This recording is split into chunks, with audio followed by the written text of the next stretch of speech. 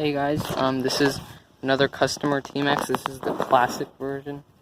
I think these are aftermarket because they're really stressing it out. Like you can see, it's all bent and crooked. I'm not gonna worry about that because the person didn't ask me to do that. Also, I noticed this part. It's not screwed in properly. There's supposed to be a screw in the top part, but there isn't. And the person wanted me to upgrade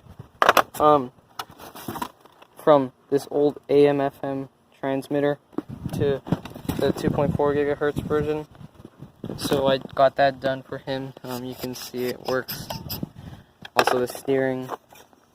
Steering is pretty bad when it's on the ground because it has the stock servo on it. And then this one, however, doesn't have the shifting. It's only 2-channel, so I think this thing is just like it's just set and it's seized.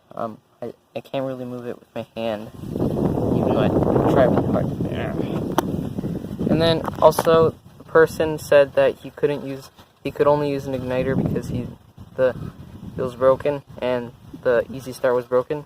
Then I could use the Easy Start wire just fine. It works, starts up perfectly. And he didn't have the battery box, so I was just testing this with no battery box and the antenna. I was just like wrapping around some spaces. I couldn't find a battery box or battery case. I meant a receiver box, sorry. But it also wasn't shifting, so I got that fixed. It's very it's super subtle. Like you have to really listen carefully. It's not like a Revo where it's really noticeable. You have to listen very carefully. So I just adjusted the shift point on the set screw right there a couple of times. And I also tuned the carburetor on this. It was just the low speed idle screw and the high speed. You have to run these monster trucks a bit rich because they just end up bogging down after a couple, after like 10 seconds of maybe continuous throttle.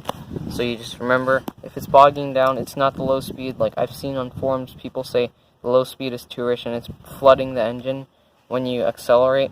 But that's not the case. It's like usually it's too lean and it's not getting enough fuel.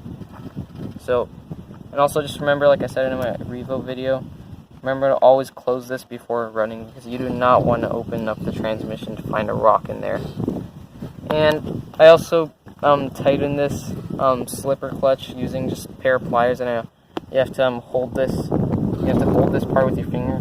If you hold the spur gear, when it's loose, the axle will just end up turning and it will slip, and you won't make any progress. So just make sure you don't do that, and you grab it by this metal part right there, the slipper part. So yeah, overall, I got this T-Maxx running. It shifts, but it's really hard to notice because these T-Maxx trucks, they don't really have a noticeable shift. These are I think these are Revo tires. I'm not sure. I think these are the T-Maxx tires and these are Revo tires. The guy had like a couple blown out tires in his box right here. You can see almost all of them are blown out. He has one Revo tire. It's kind of cracked. You can see he has a bunch of other stuff. This is the old transmitter, and he's using the VP racing fuel. I personally use Torco 20%. I just find it's a lot nicer smelling. It smells like kind of like fruit, I guess. And yeah, you have the good old Easy Start. It works perfectly.